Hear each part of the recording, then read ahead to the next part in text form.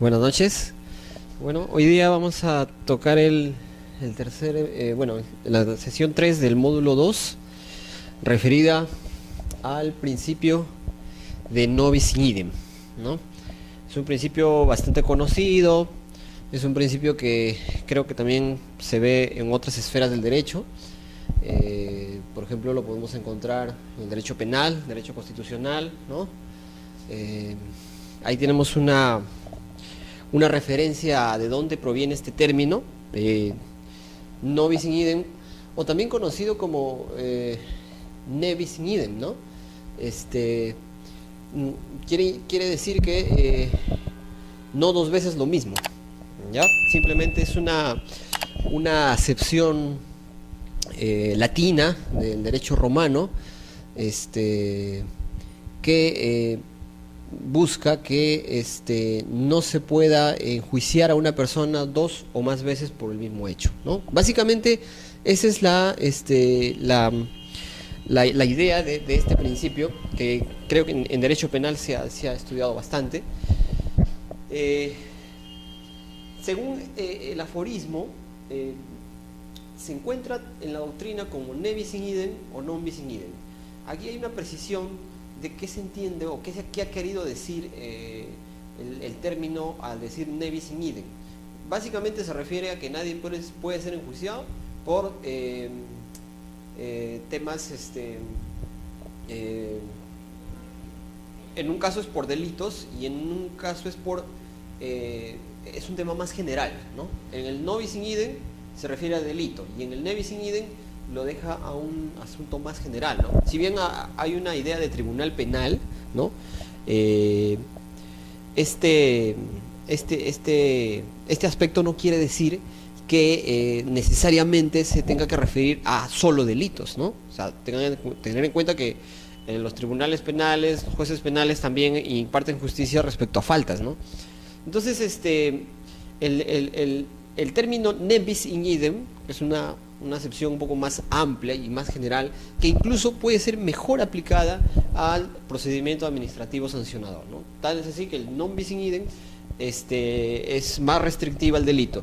Sin embargo, pese a esta dicotomía, a esta situación, no hay mayor situación. Generalmente es aceptado el término, ya sea como ne bis in idem o non bis in idem, por la legislación, por la jurisprudencia, ¿no? Incluso por la doctrina hay una aceptación general de ambos términos, ¿no?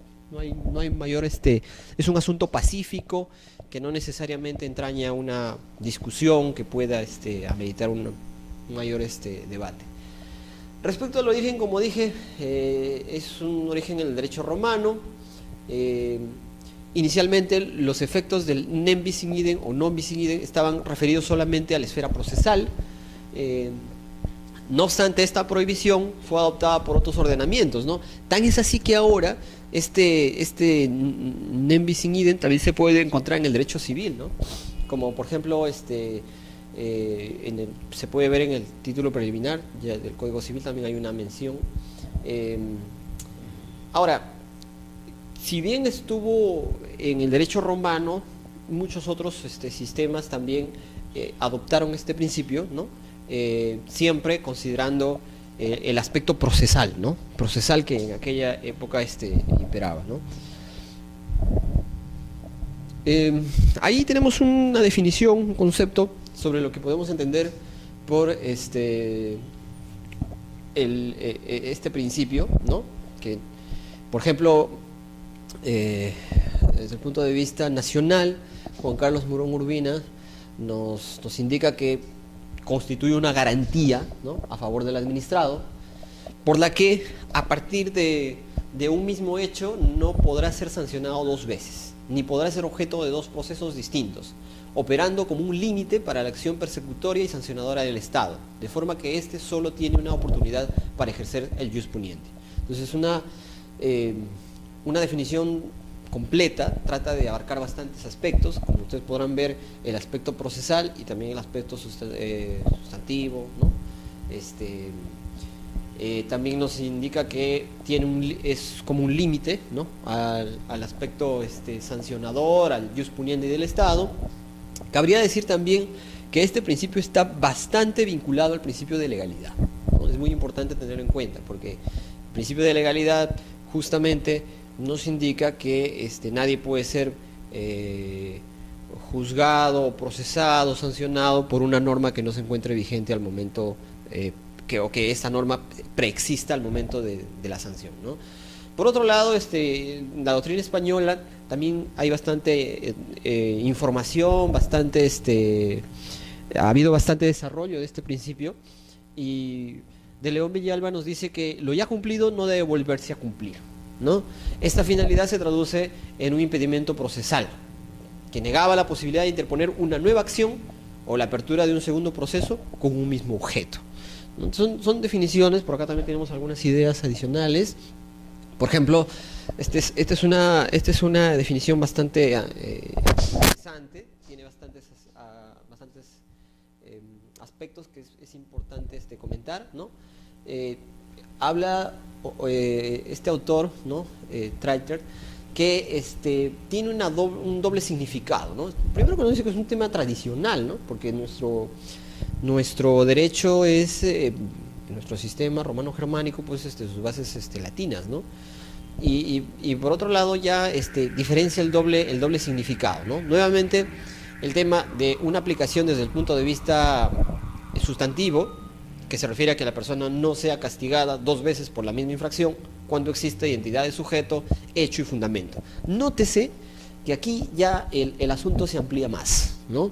Nos da algunas ideas adicionales, desarrolla, da otras ideas y desarrolla más ampliamente el principio, ¿no? Y por otra parte también nos dice que es un principio procesal, ¿no? Por un lado es un principio sustantivo y por otro lado es un tema procesal, en virtud del cual un mismo hecho no puede ser objeto de dos procesos distintos, o si se quiere, no pueden darse en dos procedimientos con el mismo objeto, ¿no? Y nos indica nuevamente, al estilo en todo caso también de Morón Urbina, ¿no? Esta vertiente procesal impide no solo la dualidad de procedimientos administrativos, no pueden ser dos, pueden ser más, ¿no? De carácter administrativo y penal.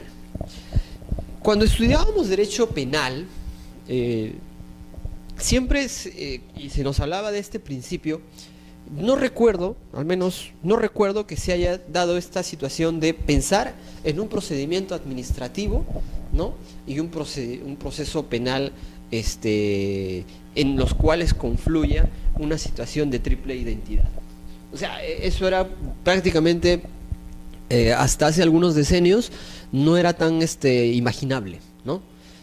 Porque siempre, o al menos desde hace mucho tiempo, quien predominaba siempre había sido el derecho penal, ¿no? O sea, este tema del procedimiento sancionador de alguna forma ha ido cobrando vigencia recientemente, ¿no? Tan es así que, por ejemplo, en España, hasta hace la década de los 80, avanzada la década de los 80, recién se ha empezado por aplicar ciertos principios del procedimiento sancionador a su legislación, ¿no? Se está incorporando recién, ¿no? Entonces, básicamente el procedimiento administrativo sancionador es propio de la segunda mitad del siglo XX. Por lo tanto, su desarrollo ha ido poco a poco, ¿no? Avanzando.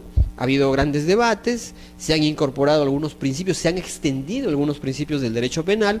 Por lo tanto, inicialmente no era muy pensable, no era muy frecuente pensar que podría haber una situación de non bis in idem o ne bis in idem respecto a un procedimiento administrativo y un proceso penal.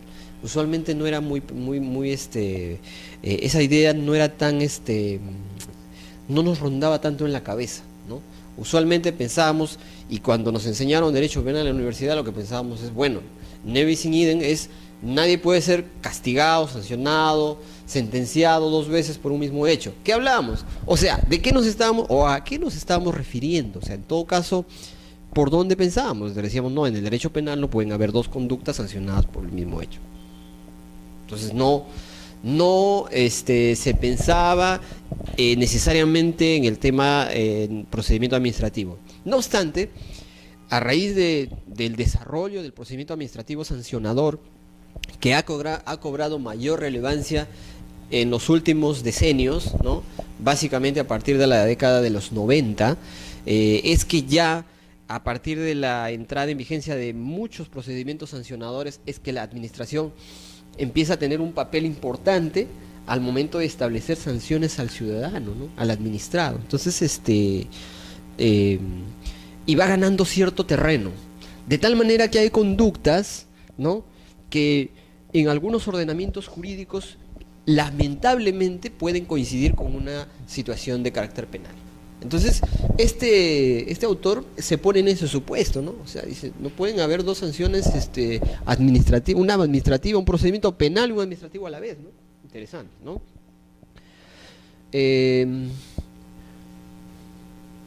Y también nos habla de la situación de litispendencia y la cosa juzgada, ¿no? Aunque muchos autores niegan que este principio necesariamente tenga una relación directa con la cosa juzgada, ¿no? Dicen, tiene una relación directa, sí, pero no es una relación directa, ¿no? O sea, lo que ya se castigó, ya se procesó, ya no puedes volver a procesar. Entonces, desde ese punto de vista, tengamos en cuenta que ahí se tiene que hablar de cosa juzgada, ¿no? Eso es lo que nos dice un sector de la doctrina. No obstante, muchos tratadistas también indican que no necesariamente puede haber cosa juzgada, porque de repente el procedimiento está recién en trámite y no puede haber dos procesos que caminen juntos, en todo caso, y por la misma materia, por los mismos hechos, ¿no? Y esto es importante tener en cuenta, ¿no? La aplicación de este principio presupone la concurrencia de dos o más situaciones punitivas, efectivas, diferentes, conducentes a la imposición de una sanción. Básicamente esta es la idea general que tenemos del presupuesto de este principio, ¿no? O sea, el presupuesto básico para que exista este principio, al margen de la definición por la que tengamos, al margen de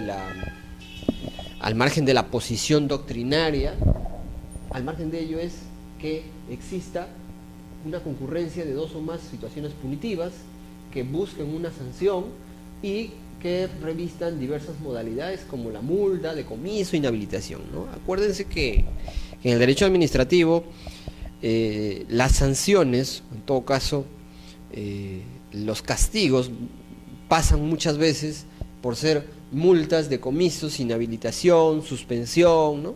Una serie de medidas que buscan ejercer una autoridad, el jus imperium, el jus puniendi del Estado, ¿no? También es importante indicar que este principio ha tenido alta repercusión en el ámbito internacional. Hay bastantes convenios, acá por citar algunos ejemplos nada más. Básicamente este principio nace desde el punto de vista del derecho penal y más sustancialmente desde el punto de vista de los derechos humanos, ¿no? Hay la Carta de los Derechos Fundamentales de la Unión Europea, que nos tiene ahí algunas ideas, regula este aspecto, ¿no? Hay también algunos tratados de la Unión Europea, ¿no?, que también expresan lo mismo. Nadie podrá ser juzgado, condenado penalmente por una infracción de la cual ya haya sido absuelto o condenado en la Unión mediante sentencia penal firme. Ahí hay un pequeño error, firme conforme a ley, ¿no? Entonces ahí hay alguna regulación internacional que básicamente se aplican los países dependiendo de la zona, dependiendo del bloque, ¿no? Hay un pacto internacional de derechos civiles y políticos también de Nueva York, de 1966, también establece lo mismo. Nótese que va desde un punto de vista penal, ¿no? Hay una Convención Americana de Derechos Humanos, Pacto de San José de Costa Rica, que es justamente, que tiene vigencia en el Perú, ¿no? También está como una garantía importante.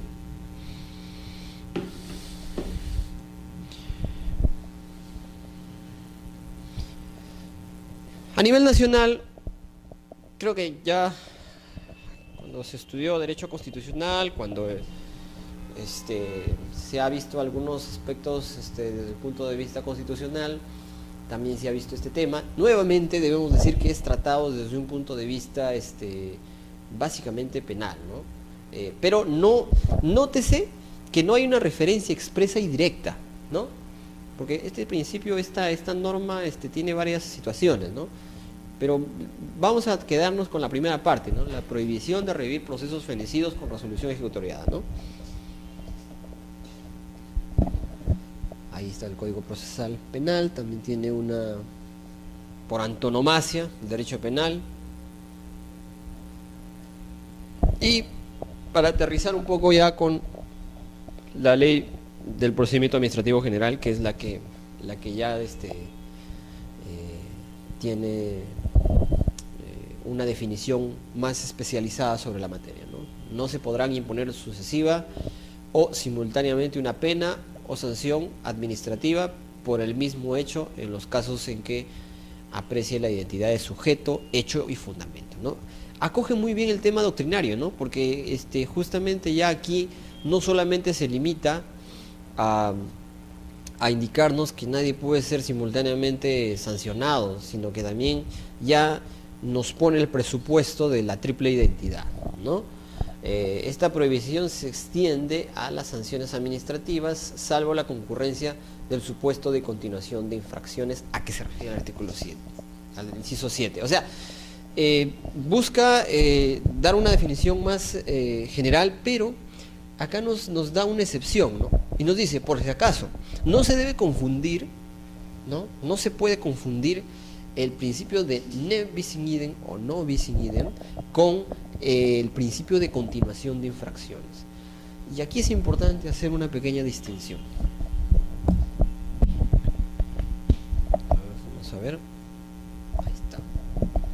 Ahí está de alguna forma plasmado el principio de continuación de infracciones, ¿no? Entonces, hay algunos supuestos, ¿no? Hay algunos supuestos que nos da la propia norma, ¿no? Y nos dicen, ¿no? Por ejemplo, continuación de infracciones. Este sujeto comete una infracción A hoy día. Mañana comete la misma infracción. A2. Y así. A3. Entonces, esto son varias infracciones, lo que la norma le llama continuación de infracciones.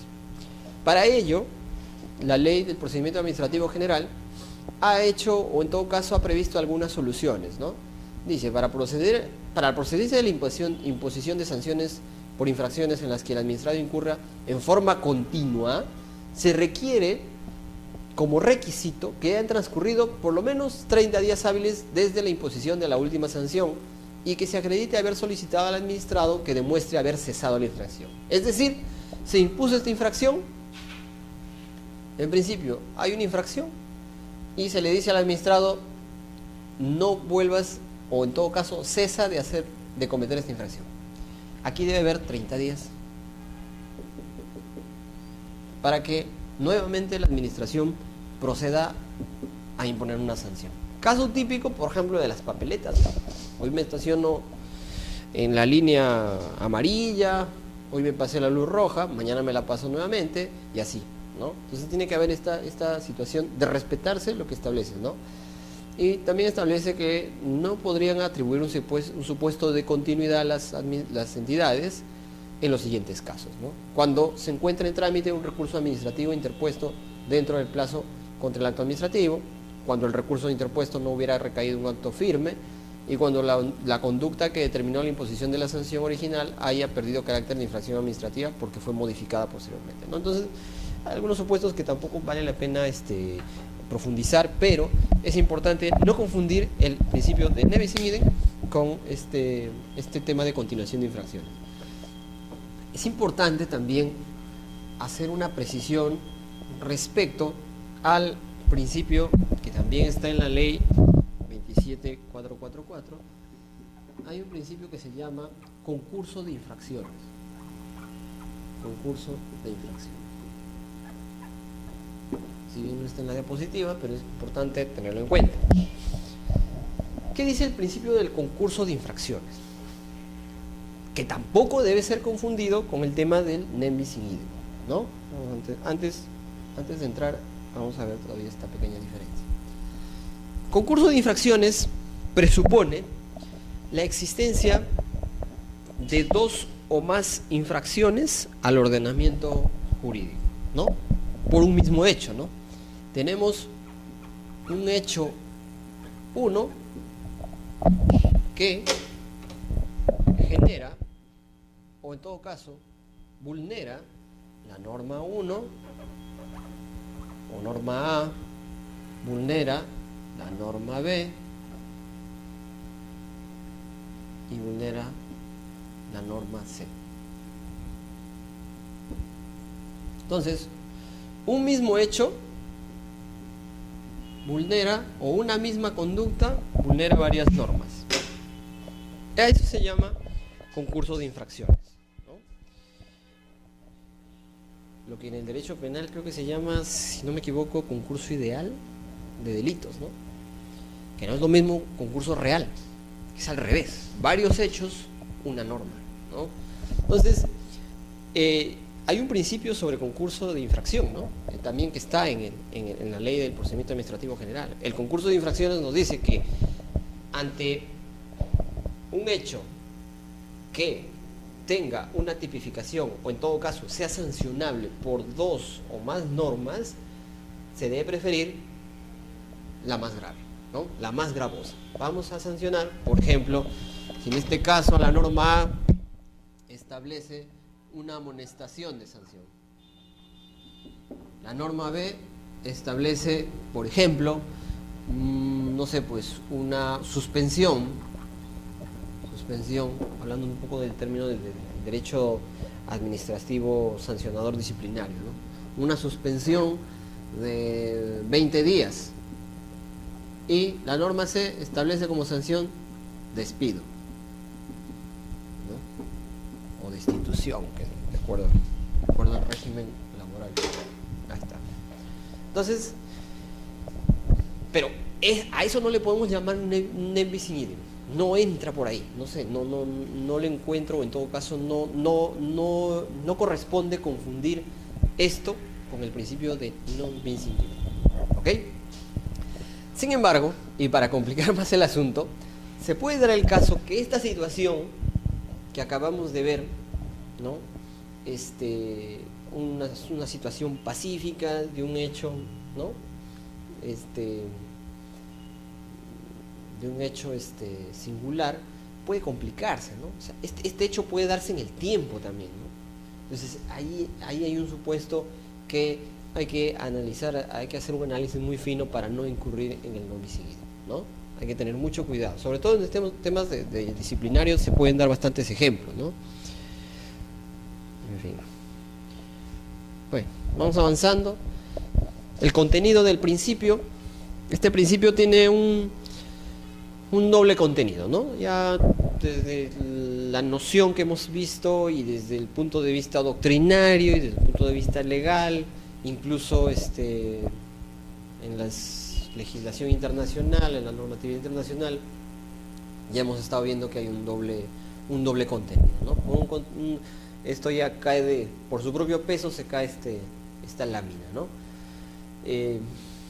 Básicamente es un principio de interdicción, es un principio de prohibición, ¿no? Este principio le prohíbe a la administración, le impide a la administración que no sancione, no castigue a una persona dos o más veces por una misma infracción, ¿no?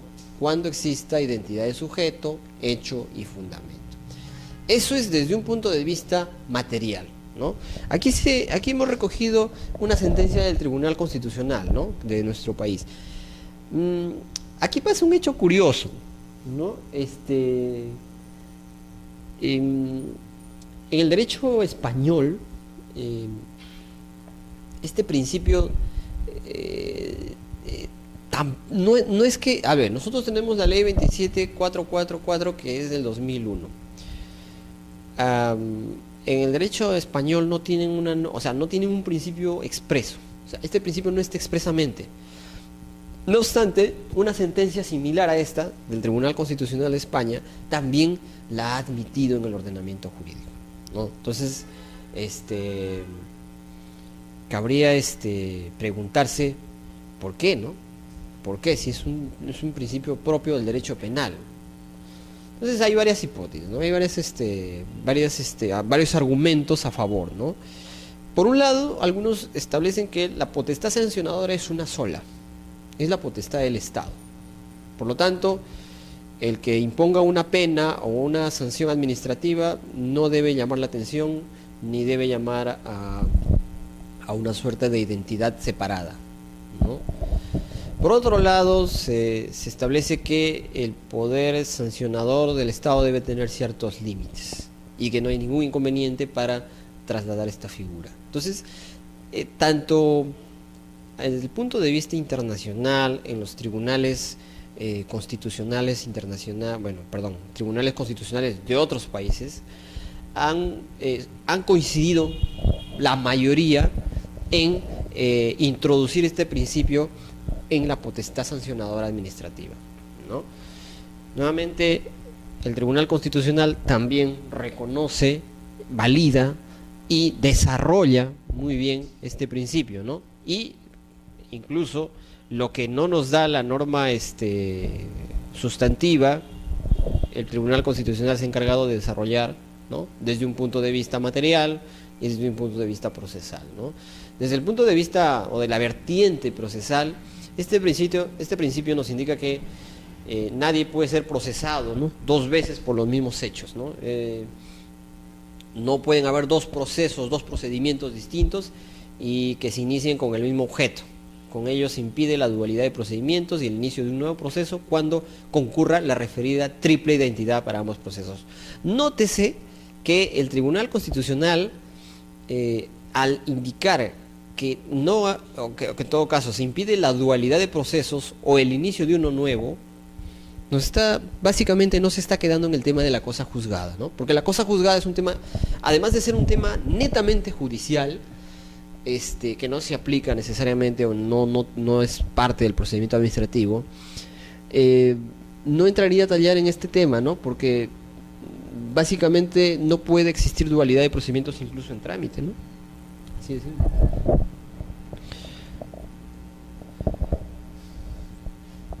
Ahí nuevamente hacemos una explicación de este doble contenido del principio ne bis in idem, ¿no? Una vertiente material, nadie se puede ser castigado dos veces por un mismo hecho, hay una prohibición de imponer sanciones por el mismo sujeto, por una misma infracción, pues se considera eso un exceso, ¿no? Y esto afecta a las garantías del Estado, ¿no? Realmente ahí tenemos una idea. Respecto al punto de vista procesal, hay algo parecido, ¿no? Nadie puede ser juzgado dos veces por los mismos hechos, no pueden haber procedimientos distintos. Si se quiere que se inicien dos procesos con el mismo objeto, se prohíbe la dualidad de procedimientos, ya lo hemos dicho, por ejemplo, uno de orden administrativo y uno... Esta situación, como les decía, se ha extendido por la situación de el desarrollo del procedimiento administrativo sancionador actualmente, ¿no? Antes no se podría necesariamente hablar de esta dualidad. Pero ¿qué pasa en un caso? ¿Qué pasa si existiera un caso en el que tuviéramos un procedimiento administrativo y un procedimiento penal? Imaginemos, un particular, un administrado, es detectado por la administración, o quizás, bueno, me pongo en un supuesto en el que hay un operativo en el que se detecta ciertas infracciones administrativas que también constituyen delitos. ¿Qué prima ahí? ¿Cómo se resolvería ese asunto? ¿Cómo se aplica ahí? ¿Alguna idea?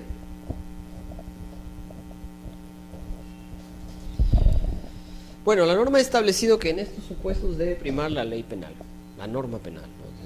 El derecho penal prevalece al procedimiento administrativo, ¿no? Entonces, si hubiera una situación como esta, habría que analizar sí o sí la triple identidad, y habría que ver cuál prima, ¿no? Es importante comentar, ya que estamos hablando de este tema, que hay ciertas críticas, ¿no?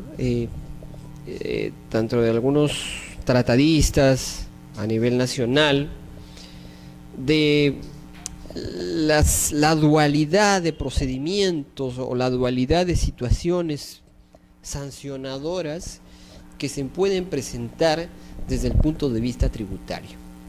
Todos sabemos que el Código Tributario establece ciertas sanciones, tipifica ciertas sanciones, infracciones administrativas, ¿no? Evasión, ¿no? Diversas conductas que están tipificadas como infracción en el Código Tributario. También están tipificadas algunos aspectos tributarios en el Código Penal. Entonces, por ahí ha habido algunos autores que ya han levantado la voz, ¿no? Y han manifestado que es muy peligroso la regulación que establece el legislador tributario en el Perú, porque está prácticamente repitiendo o está propugnando que desde algún punto de vista o en algunas situaciones un administrado, o en todo caso una persona, un particular, una empresa, sea sujeto de 2 o más sanciones, ¿no? Podría verse en una situación desde el punto de vista tributario, ¿no? Afectado desde el punto de vista administrativo tributario, como afectado desde un punto de vista penal tributario. Entonces, para ponerlo como un ejemplo, ¿no? Es el supuesto en el que, por ejemplo, existe una situación o un hecho infractor que por un lado tenemos a la SUNAT, que ejerce potestad sancionadora tributaria, y por otro lado tenemos al Poder Judicial, juez penal, que establece también, juez penal, que también podría estar ejerciendo la misma potestad tributaria sobre el mismo sujeto. Se ha criticado bastante, no tengo ahorita en mente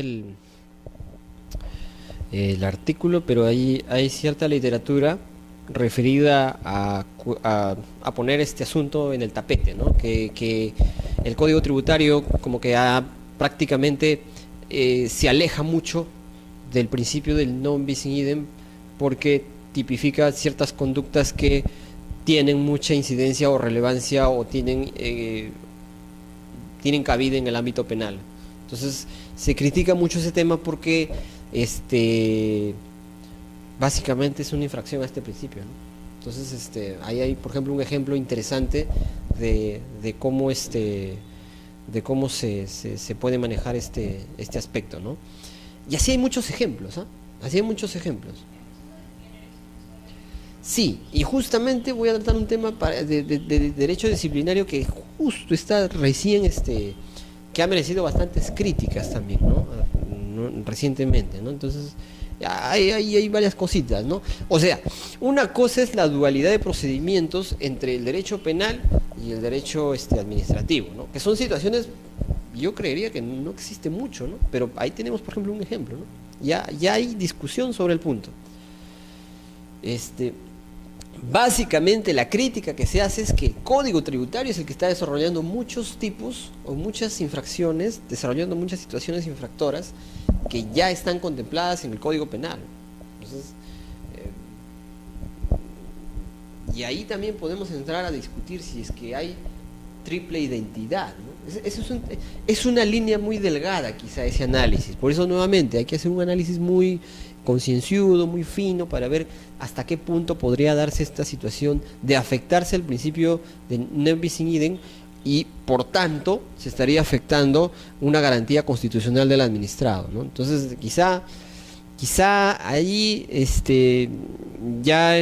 bueno, el abogado, el asesor de esta persona ya tendría que ver la forma de evitar que esta situación afecte a su patrocinado, ¿no? Ya hay situaciones de acciones de garantía, qué sé yo, ¿no? Entonces, también nos indica que desde el punto de vista procesal no se puede iniciar un nuevo procedimiento en órdenes jurídicos distintos, ¿no? Por ejemplo, dentro de un mismo ordenamiento jurídico administrativo, dos de la misma naturaleza. ¿Me explico? Tenemos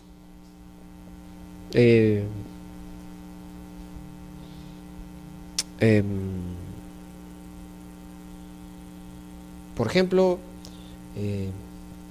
se ha comentado mucho, se ha discutido mucho el tema, por ejemplo, de la competencia que tiene, o en todo caso, en un tiempo atrás se establecía, por ejemplo, que, bueno, ahora ya no existe la Asamblea Nacional de Rectores, ¿no? La otrora Asamblea Nacional de Rectores era el ente que regulaba el tema de universidades, ¿no? Ahora tenemos a la SUNEDU. Pero yo recuerdo que en algún momento este tema se planteaba cuando, por ejemplo, se planteaban dos procedimientos, o en todo caso, un procedimiento administrativo ante el INDECOPI para denunciar ciertas infracciones, ciertas actuaciones que habría cometido la universidad determinada contra un determinado estudiante, ¿no? Entonces ahí, por ejemplo, se podría haber alegado, y de hecho que se alegaba, que se afectaba el principio de non bis in idem, porque esta situación debería ser competencia de la universidad. Y si es que la universidad ya estaba siendo procesada por la NR, por alguna conducta, entonces el INDECOPI no tenía nada que hacer, ¿no? Entonces ahí, por ejemplo, se discutió bastante el tema de la triple identidad, ¿no? Porque una cosa es, vamos a hacer acá vamos a llegar a la triple identidad, pero una cosa son las normas que debe cumplir la universidad desde el punto de vista sectorial, supervisión, ¿no? Normas establecidas y reglamentos que dicta la NR, y otras son las normas que están, o en ese tiempo estaban en las normas de protección al consumidor, ¿no? Protección al consumidor. Entonces, ahí hay que ver bien si es que estamos nuevamente ante la triple identidad, ¿no? Similar situación se ha podido ver, por ejemplo, en casos de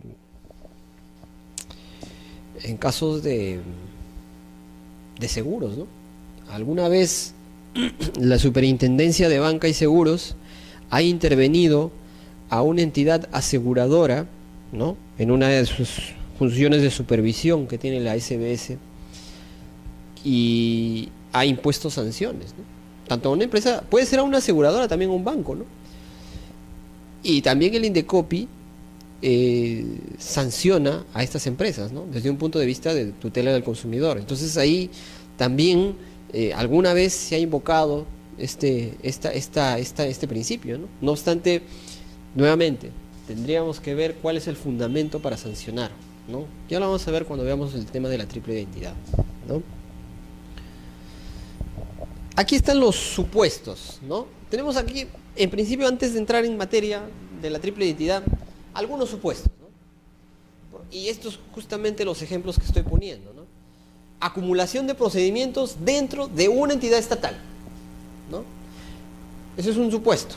Acumulación de procedimientos en cualquier entidad pública. Vamos a dar algunos ejemplos.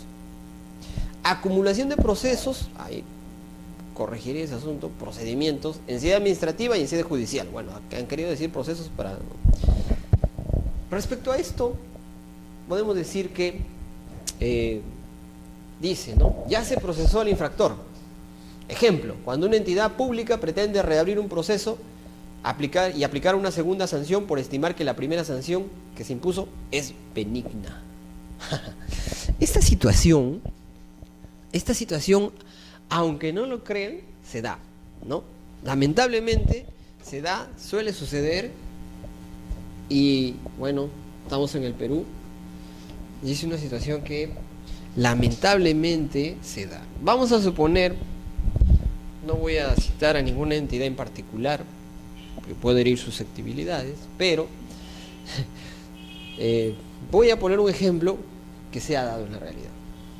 Y es el siguiente. Sujeto A comete una infracción, ¿no? Infracción. De repente está usando su computadora, ¿no?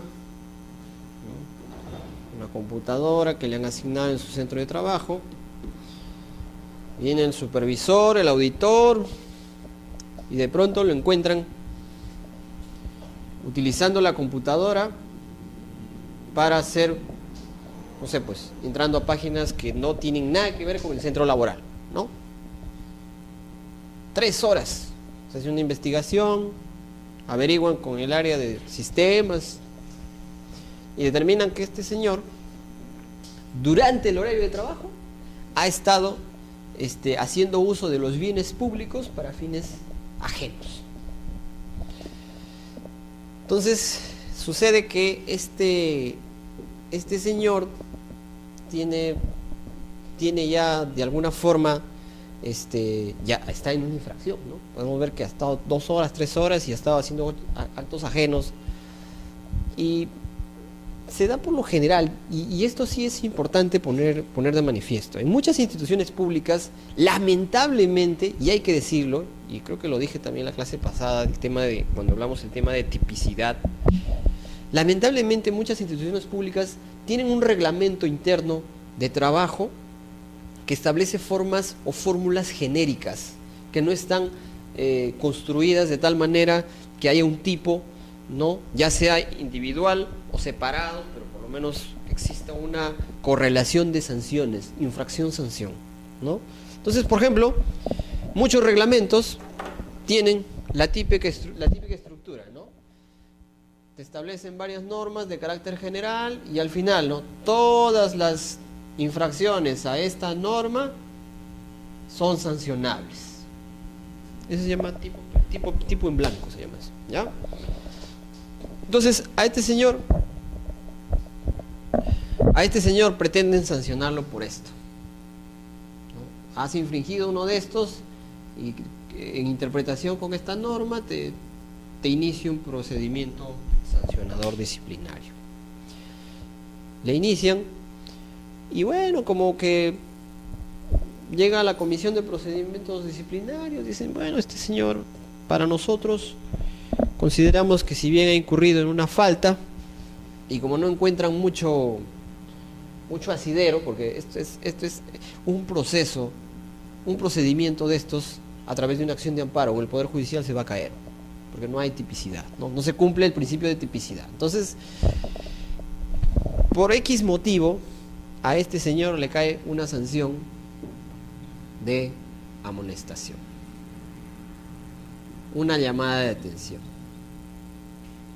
Señor Pérez, señor Sánchez, usted ha sido detectado, independientemente de cómo se llevó el procedimiento, ¿no? Vamos a obviar ese pequeño paso, porque también hay una serie de anécdotas que pueden haber desde la imputación de cargos. Bueno, ese es otro tema que lo vamos a ver después. Pero vamos a suponer que el procedimiento fue limpio, ya, y si quieren con errores, pero ya, pasó el procedimiento y se estableció una sanción de amonestación. Este señor decide, bueno, no voy a apelar, me encontraron con las manos en la masa, no tengo por qué, asume su responsabilidad, ¿no? Y ya pues, ¿no? Asume la sanción y ya está. O sea, el asunto, nadie apeló, esta sanción queda firme, ¿no? En sede administrativa. Ya está. Fue un asunto que quedó ahí, ¿no? Ya, podemos discutir también, si queremos trasladarlo por acá. De este ejemplo podemos sacar para acá y para acá. Acá dice que no se pueden abrir 2 procedimientos en una misma entidad estatal. Esta misma entidad ha encontrado esta infracción, el señor asume su responsabilidad Pasa 2 meses y cambian de jefe. Cambian de jefe de área, cambian de jefe de personal, recursos humanos. Entonces, las nuevas autoridades que llegan, muchas veces llegan, pues, ¿no? De alguna forma, a veces los propósitos son, de alguna forma, hacer ciertas auditorías para ver cómo encuentro el área, ¿no? Qué cosas encuentro, qué cosas puedo encontrar para yo ponerlas en el tapete, ¿no? Por ejemplo, para no decirlo, el tema municipal, ¿no? Llega el nuevo alcalde, siempre revisa, ¿no? Nuevo director, qué sé yo. Y llega el nuevo director y por alguna razón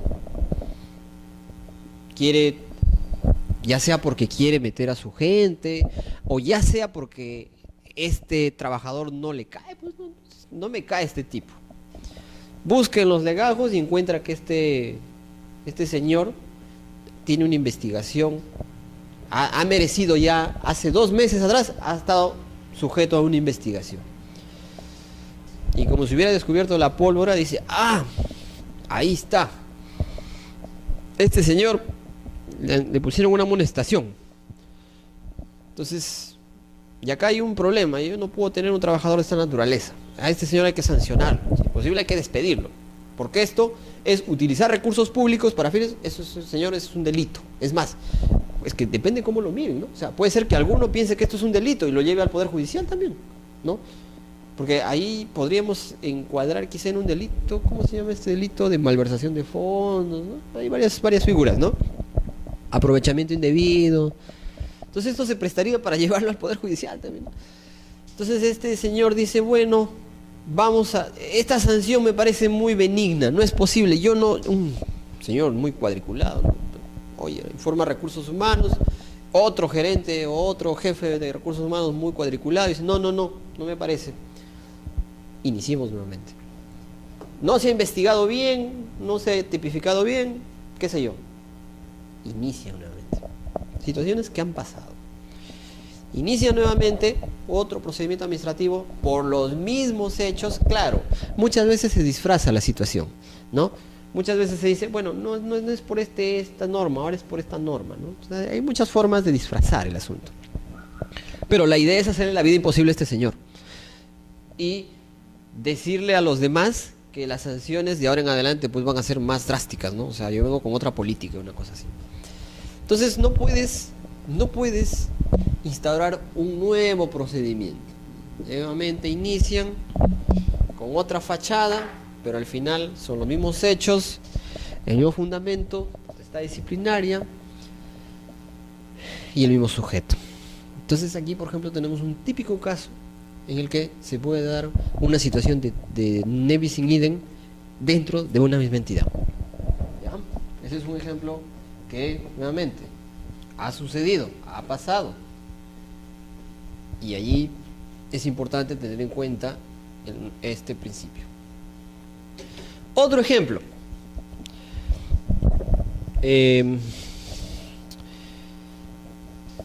Podría darse el caso que dentro de una misma entidad existan diversas subáreas, subórganos, ¿no?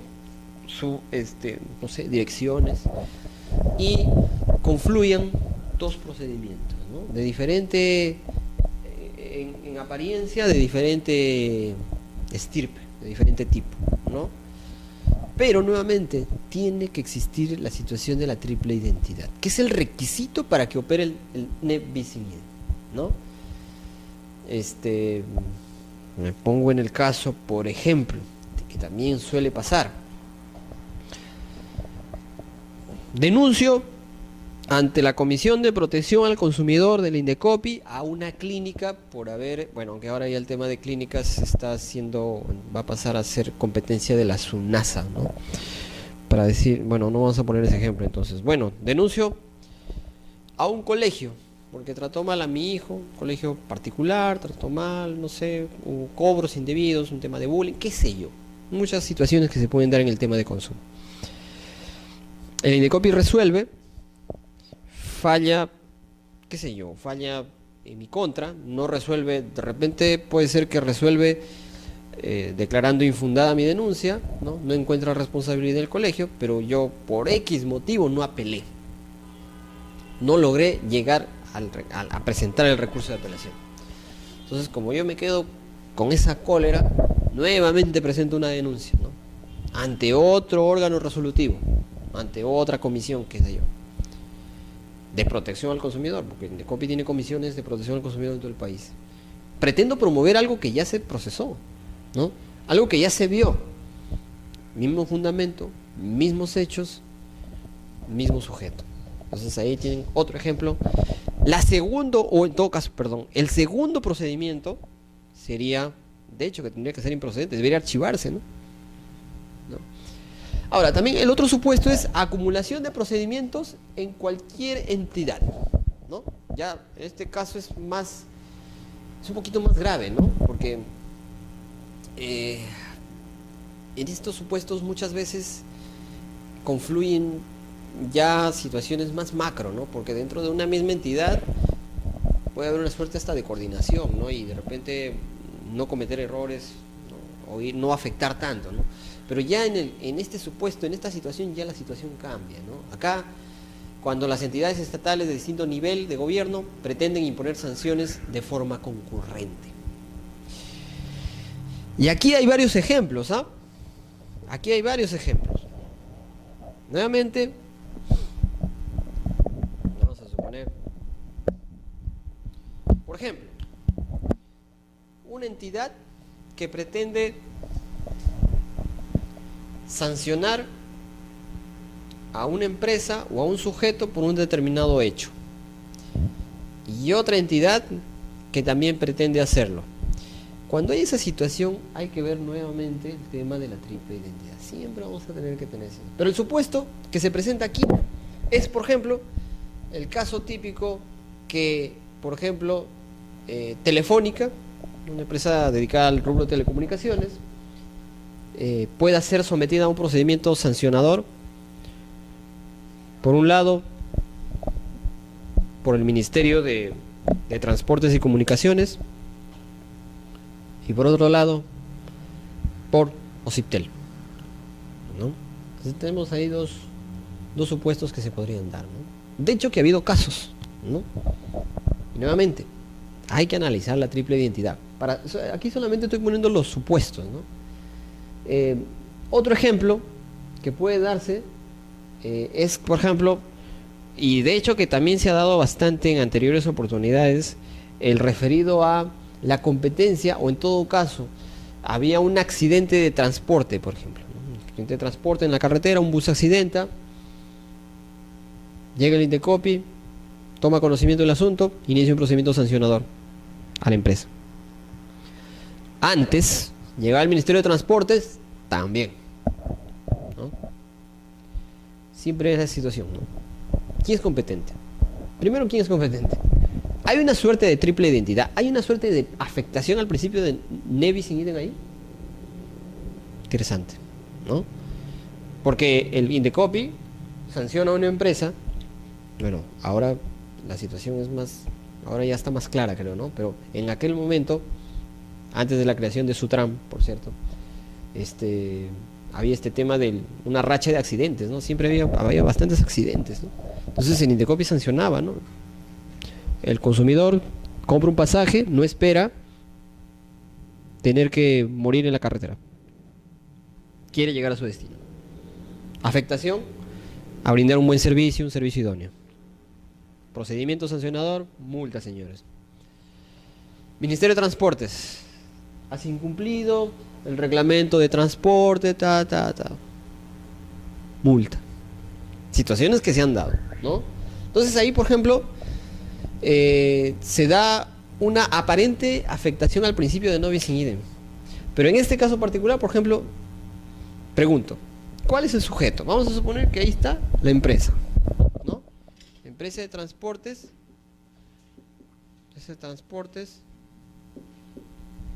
No sé, cualquier empresa comete una infracción.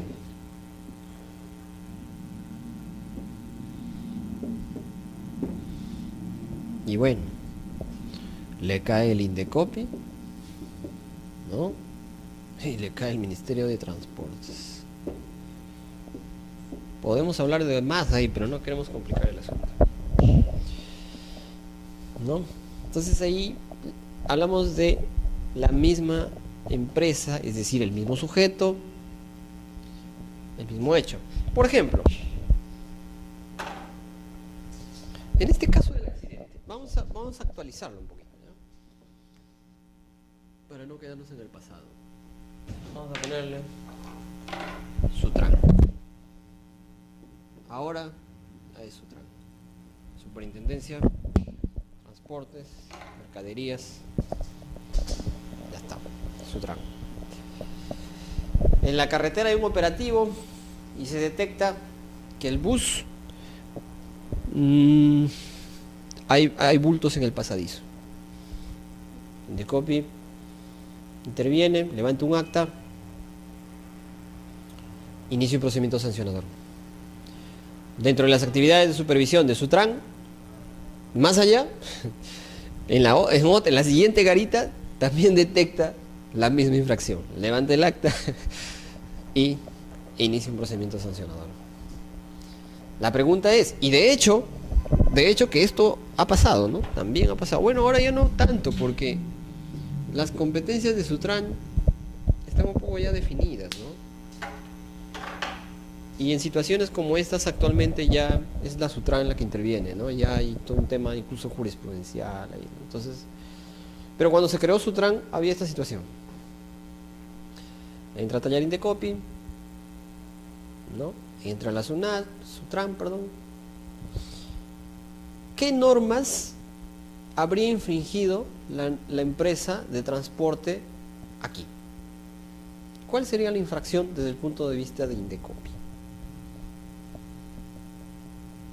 Primero, y aquí me voy a saltear un poquito, no sé si está en esta lámina, potestad sancionadora, ahí está, triple identidad.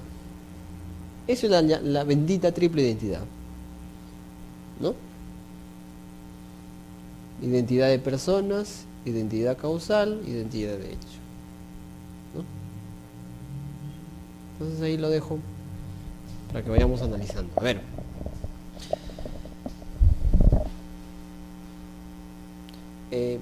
lo voy a dejar ahí para analizarlo conjuntamente con la triple identidad, ¿ya? Ahí está, por ejemplo, el ejemplo planteado en la segunda situación. Ahora, ¿qué pasaría si no se ponen de acuerdo las dos entidades? ¿Qué hacemos? Aparte que tenemos el principio hay situaciones en las que cuando hay una situación de conflictos de competencia, ¿no?, entre entidades de la administración pública, en este caso sería un conflicto positivo, ¿no? Esta contienda la resuelve la PCM, ¿ya? La casa. El otro supuesto es acumulación de procesos en sede administrativa y judicial. Bueno, aquí también ya hace rato dimos un ejemplo, pero podemos dar uno más.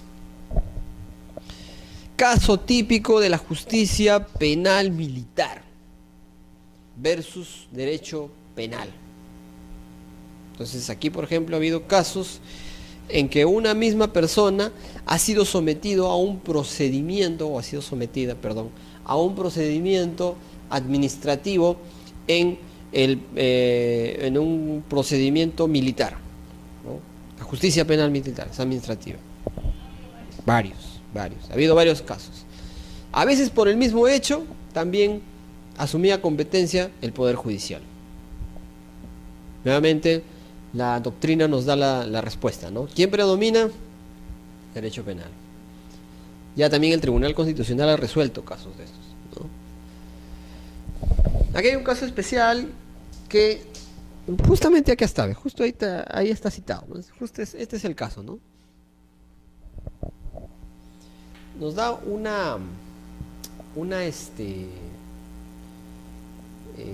este último caso, en el último supuesto, cuando hay dos entidades, nos da una solución, ¿no? La doctrina nos dice, y claro, el Tribunal Constitucional ha recogido este caso, ¿no? Una potestad disciplinaria del fuero militar, fuero penal, este es un miembro de la PNP, y estableció que el procedimiento administrativo debería suspenderse y el órgano administrativo se sujetará a lo que resuelva la sede judicial. Creo que ahí me parece que hay un error. No debe suspenderse, debe archivarse. Porque finalmente, ¿qué pasaría? ¿Qué pasaría si el Poder Judicial no encuentra responsabilidad? No quiere, bueno, como tú no encontraste, juez, yo sigo, ¿no? O sea, eso es un poco ilógico, ¿no? Entonces, aquí el término suspensión me parece que está de más. De mi criterio debería, acá creo que el Tribunal Constitucional quiso decir archivar. Porque incluso después nos da la razón, ¿no? Se sujetará a lo que resuelve en sede judicial. O sea, si se archiva, me sujeto a lo que archive el Poder Judicial. Si sanciona, me sujeto a lo que diga el juez. O sea, yo no tengo por qué yo tengo que archivar ese asunto, ¿no? Y aquí, ahí está el ejemplo que yo comentaba, ¿no? Justicia, Código de Justicia Militar, un tema, ¿no?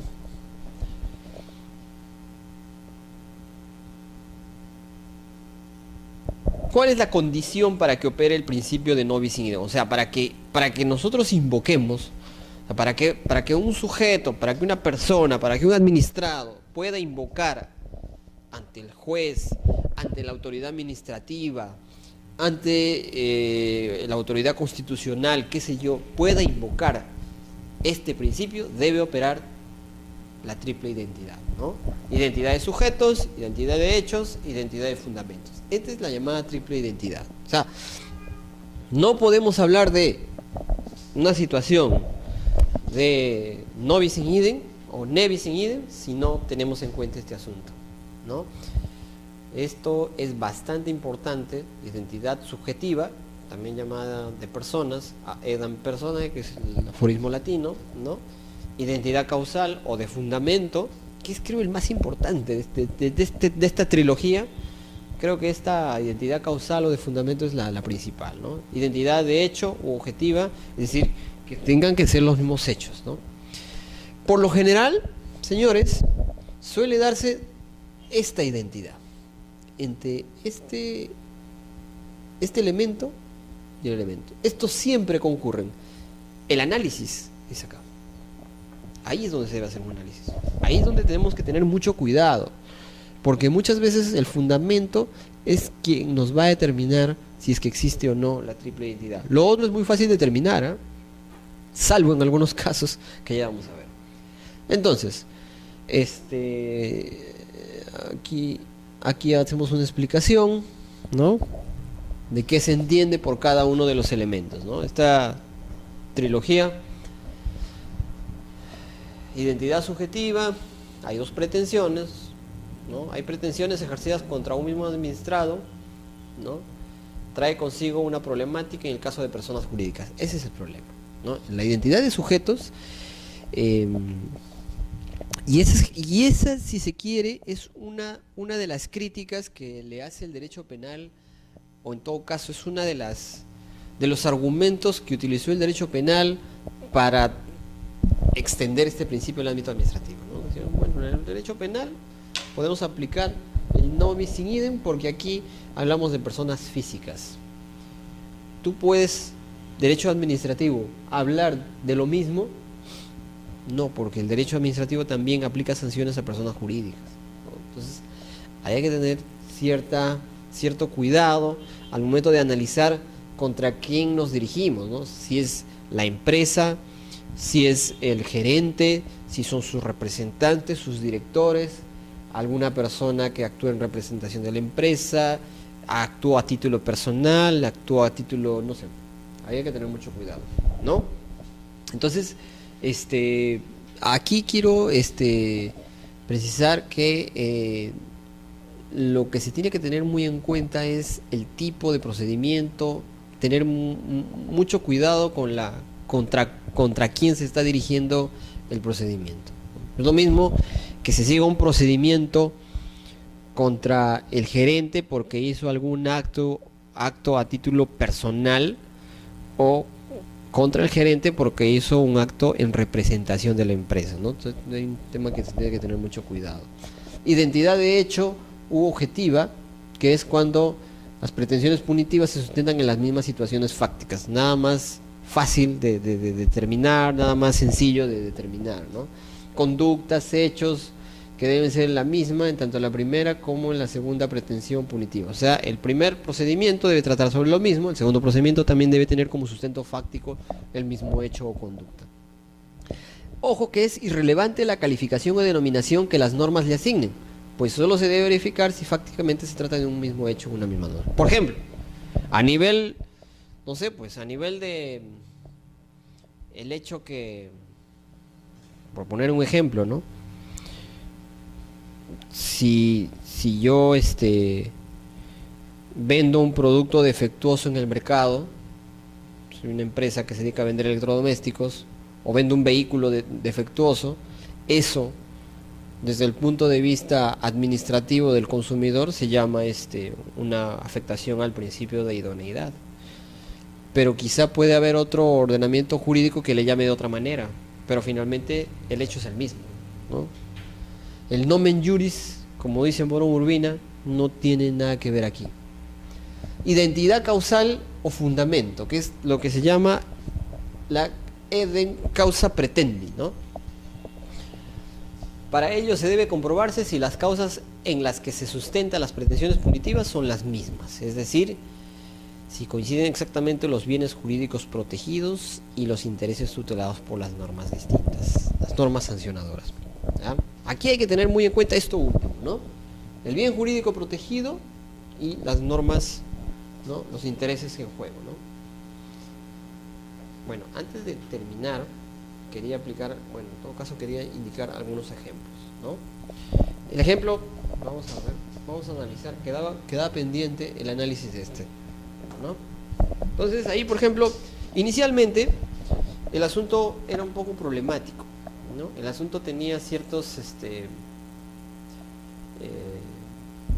situaciones que aparentemente mostraban que había una afectación al principio de nebis in idem. Nuevamente hago la pregunta, ¿no? Si encontraba bultos en el pasadizo, la autoridad, sea Sutran o sea Indecopi, primero, estamos hablando de un mismo hecho, ¿no? El bus va por la carretera, llega a Ancón, interviene Indecopi, levanta el acta, encuentra no sé, pues bultos en el pasadizo, no hay chofer de retén, encuentra que no sé, algunas irregularidades que afectan al consumidor. Levanta un acta, el bus sigue y el próximo peaje, Sutran, encuentra eso y más. Porque Sutran incluso te mide la cocada de la llanta y todo el tema, ¿no? Entonces, creo que incluso más especializado, pues, ¿no? Sutran es un organismo técnico mucho más especializado para el tema de transporte. Pero en ese documento, en esa acta que ha levantado, también encuentra el tema de bultos en el pasadizo, pasajeros parados, qué sé yo. Y el tema de falta de chofer de retén. ¿Estamos de acuerdo o no estamos de acuerdo que se tratan del mismo hecho? Ese mismo hecho. Ahora, ¿es el mismo sujeto? Es el mismo sujeto, ¿no? Estamos hablando mismo hecho, mismo sujeto. Pero es la misma causa pretendi. ¿Cuál es el bien jurídico protegido o el bien jurídico tutelado por el Indecopi? ¿Qué es lo que busca proteger el Indecopi? El interés de los consumidores, ¿no? En este caso, está tutelando el interés de los consumidores, toda vez que si un bus circula con este tipo de situaciones o anomalías, genera un riesgo al consumidor, ¿no? Un consumidor no espera que el bus que te lleva de aquí a Arequipa tenga, no sé, pues bultos en el pasadizo, porque de repente en un accidente, en un choque, los bultos te vienen a la cara y te quedas aprisionado. Es un ejemplo. Tampoco espera, no, porque voy a dar muchas situaciones, ¿no? Tampoco espera que el bus no tenga un chofer de retén, porque si vamos a hablar que vamos a ir a Arequipa, o sea que el el trayecto, y hay también una reglamentación que le exige tener un chofer de reemplazo, ¿no? Y eso pone en riesgo a toda la integridad, todos los pasajeros también, ¿no? Entonces, el chofer se duerme, una pestañada, accidente fatal, ¿no? Entonces, eso es lo que protege el Indecopi, ¿no? El que no se afecte al consumidor, los derechos del consumidor al contratar un servicio de transporte. Muy bien. ¿Y cuál es el bien protegido por Sutran? ¿Qué intereses protege? ¿Qué busca sancionar? O sea, bueno, ambos buscan sancionar en este caso, ¿no? Pero, ¿cuál es el fundamento que tiene Sutran para aplicar medidas complementarias, sanciones en este caso particular? ¿Una idea? ¿También los consumidores? En principio, aquí vamos a analizar, comenzamos por analizar, aquí hay dos niveles de análisis, ¿ya? En este tema de la causa pretendi, hay dos niveles de análisis. Primero, si es la misma norma. Primero. Y segundo, ya a un tema más axiológico, más general, el bien jurídico. Bueno, muchas veces este tema del bien jurídico está dentro de la norma, ¿no? Muchas veces ya se dice dentro de la norma, ¿no? Pero también muchas veces, como dije hace un momento, la norma le puede dar un nomen juris distinto. O sea, no importa mucho lo que la norma diga, sino el bien jurídico que está protegiéndose, ¿no? Pero vamos a suponer acá, ¿cuál es la norma que está vulnerando ante Indecopi? Código de Protección y Defensa del Consumidor, ¿no? Código de Protección y Defensa del Consumidor. ¿Y cuál es la norma que va a aplicar Sutran? El Reglamento Nacional de Transporte Terrestre y Mercaderías de Personas. Normas sectoriales que busca supervisar, ¿no? Que supervisa y fiscaliza, supervisa y fiscaliza el cumplimiento de Sutran, ¿no? Entonces Sutran no sanciona por infracción al Código de Protección al Consumidor. Sutran va a sancionar por las normas reglamentarias que establecen cómo funciona el sector transporte terrestre de personas y mercaderías a nivel nacional. Temas incluso hasta de seguridad y todo. Entonces, veamos que, por un lado, el interés protegido es el de los consumidores en su esfera. O sea, el consumidor, vamos a suponer, quitarle la palabra consumidor, la persona en su calidad de consumidor al contratar o comprar un producto o un servicio en el mercado. Es una actuación distinta, es un desenvolvimiento de nosotros en una esfera totalmente distinta, ¿no? Lo otro es una actuación sectorial, ¿no? Yo te sanciono porque tú has incumplido las normas que regulan. O sea, incluso es una actividad más macro, es una actividad jurídica y de fiscalización mucho más amplia todavía, ¿no? Porque la Sutran es prácticamente el brazo del gobierno, el brazo del Poder Ejecutivo que establece y ejecuta, bueno, en este caso supervisa, fiscaliza que se cumplan las políticas y normas en materia de transporte a nivel nacional. Es el ente rector, pues, ¿no? Va por ahí, deriva del ente rector. Entonces, es importante hacer esa diferencia. Entonces, pregunto, ¿habrá triple identidad ahí? No, pues no, porque el hecho es el mismo, los sujetos son los mismos, pero no se trata del mismo fundamento, ¿no? Entonces ahí hay un ejemplo que nos puede llevar a reflexión, ¿no? También se han dado casos, ¿ya? También se han dado casos de situaciones como, por ejemplo, que hay un procedimiento administrativo en el que de repente se denuncia ante Indecopi, pero ante una empresa, se denuncia a una empresa porque brindó un producto defectuoso, ¿no? Pero también de repente está corriendo por el otro lado un proceso penal por estafa. Entonces, quizá, ¿no? O sea, me vendió un producto que no cumplía la función que yo esperaba. Pero yo, ciudadano, que me siento afectado, burlado, también voy a la fiscalía y ejerzo, denuncio el tema para que a este sinvergüenza también lo metan preso por estafarme. Yo considero que hay una estafa, ¿no?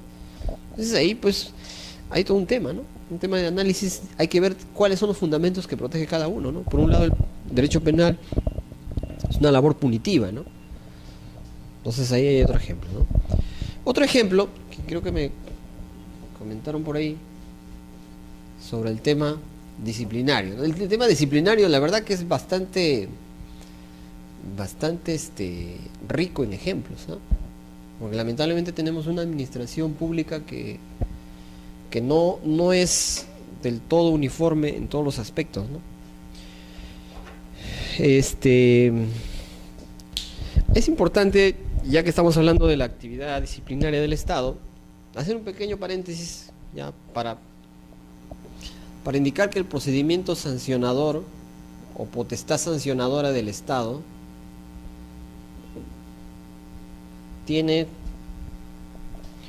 podemos dividirla en dos: la potestad sancionadora general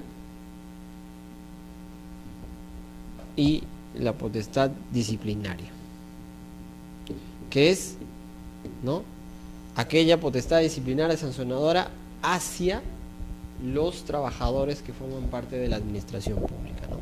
¿Aplica potestad sancionadora? Sí, pero no la vas a aplicar a un ciudadano, a un particular. La aplicas a aquellos que están dentro de los regímenes determinados, ¿no? Ojo, que no va a ser la misma potestad sancionadora aquellos que están en el 276, creo, ¿no? Decreto legislativo 276. Por aquí está el decreto legislativo 800, no me acuerdo, el régimen de la actividad laboral privada. Hay varios regímenes, ¿no? El régimen CAS, ¿no? Entonces, es todo un complejo de normas que se han ido dando en el tiempo, ¿no? Entonces, esta potestad sancionadora es, por ejemplo, la que ejerce la SUNAT, el Indecopi, ¿no? Entonces, pero la potestad disciplinaria también la puede ejercer la SUNAT, pero la hará respecto a sus trabajadores, ¿no?, dependiendo del régimen jurídico en el que estén. Ahora, es importante precisar, y aquí es donde viene el ejemplo, que esta potestad sancionadora actualmente está dividida en dos: la potestad sancionadora disciplinaria, que se establece para todos estos regímenes que acabo de mencionar. ¿Cómo le podremos llamar? La potestad sancionadora disciplinaria clásica, tradicional, ¿no? En que en primera instancia está la entidad y en segunda instancia ahora servir, ¿no? Pero hace algunos años se ha creado otra potestad sancionadora disciplinaria: Contraloría General de la República, Tribunal de Procedimientos Disciplinarios de la Contraloría. Este tribunal, relativamente nuevo, actualmente también ejerce potestad sancionadora administrativa disciplinaria. Actualmente hay toda una polémica al respecto, ¿ya? No voy a cerrar esa parte, pero no sé si han escuchado, pero hay una polémica respecto a esta potestad que tiene la Contraloría a través de este tribunal para imponer sanciones disciplinarias, ¿no? Hay un debate a nivel nacional que propugna lo siguiente: si yo cometí una infracción en mi centro, ojo, no está de más hacer la aclaración que la Contraloría va a ejercer potestad disciplinaria sobre cualquier funcionario del Estado, ¿no? Pero lo hace siempre y cuando, o en todo caso solamente cuando exista alguna vulneración, que haya alguna vulneración que haya cometido cualquier trabajador, pero que haya sido detectada a través de un informe de Contraloría. Ojo, esta es la diferencia con esto, ¿no? Aquí funciona la comisión de procedimientos disciplinarios que te investiga, te sanciona, te amonesta, qué sé yo. Si no estás de acuerdo, apelas y servir en segunda instancia va a determinar si confirma o no la sanción.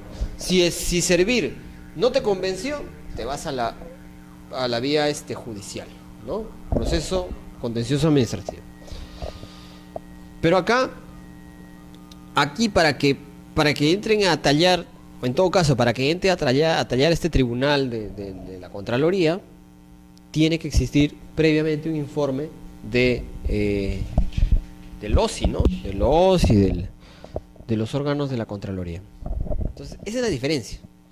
Pero se ha criticado esta situación, ¿no? Actualmente, como digo, hay un debate sobre el tema, porque se dice que si tú cometes una infracción, ¿no? Vamos a suponer, y esto también sucede, esto pasa muy a menudo, vamos a suponer que te encontraron durmiendo en horas de trabajo, pero te encontró un auditor del OSI, de la Contraloría, durmiendo. Levanta su acta, hace su informe y dice, bueno, aquí se ha vulnerado un reglamento de trabajo. Este informe es puesto de conocimiento del titular de la entidad, y el titular de la entidad inicia a través de su comisión de procedimientos disciplinarios un PAS, procedimiento administrativo sancionador disciplinario, ante la comisión de procedimientos disciplinarios. Pero la Contraloría también inicia, como hay un informe de Contraloría, también inicia. Contraloría General. El debate se plantea en torno a determinar si es que aquí hay triple identidad. ¿Me encontraron durmiendo? Es el mismo hecho. Aquí me procesan por eso. Aquí también me procesan por dormilón.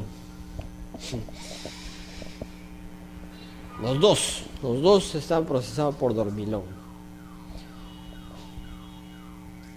Aquí hay dos entidades, concurrencia de dos o más entidades. Entonces, ¿soy yo y es mi compañero o solo soy yo? Soy yo. Identidad de sujetos. El mismo sujeto, el mismo hecho. Ahí entra el problema. Hay el mismo fundamento, hay la misma causa pretendi.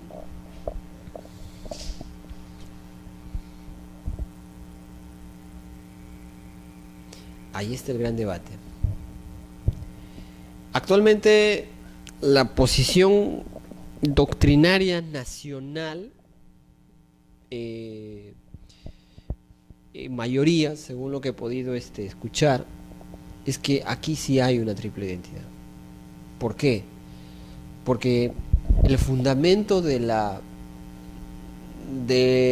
procedimiento disciplinario ante la entidad es justamente ese, disciplinario. Y el fundamento de la Contraloría también es disciplinario. No deja de ser disciplinario. ¿Cuál es la diferencia? Que este ha surgido en base a un informe que hizo el auditor y este no. Pero es una formalidad, es una situación a través de la cual se trasladan los hechos, pero no necesariamente indica que sea una parte esencial del procedimiento. Ahí está el asunto, ¿no? Actualmente tenemos ese esquema en el país, ¿no? Está un trabajador del Estado, un servidor público, un funcionario público del Estado puede ser sometido a está sujeto a estos dos regímenes, si se quiere decir, ¿no? Entonces, Claro, la Contraloría, el Tribunal de Contralorías de la Contraloría ha sacado un precedente indicando y prácticamente estableciendo ya a priori que no hay una vulneración, ¿no? Ellos prácticamente han defendido el asunto, pero a la fundamentación de ese precedente se sustenta básicamente en aspectos de potestad disciplinaria, ¿no? Entonces, para el caso podría hacer lo mismo, ¿no?